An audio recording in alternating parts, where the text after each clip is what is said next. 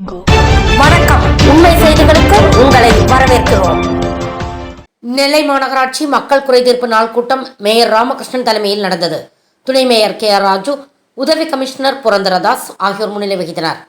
நெல்லை மண்டல சுகாதார அலுவலர் பாலச்சந்தர், மேயரின் உதவியாளர் காசி விஸ்வநாதன் உள்ளிட்ட பலர் கலந்து கொண்டனர்.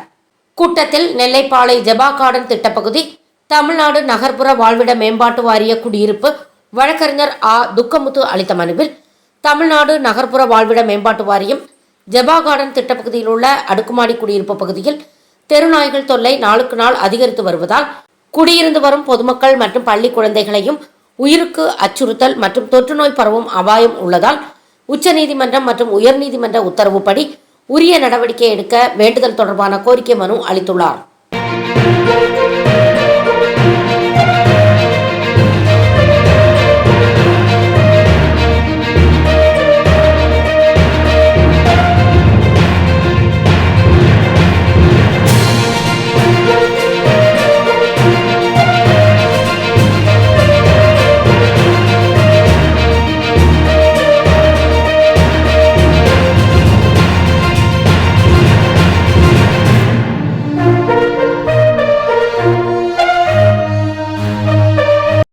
ஃபார் வாட்சிங் உண்மை செய்திகள். நெல்லை செய்திகளை உடனுக்குடன் தெரிந்து கொள்ள சேனலை சப்ஸ்கிரைப் பண்ணுங்க, லைக் பண்ணுங்க, ஷேர் பண்ணுங்க.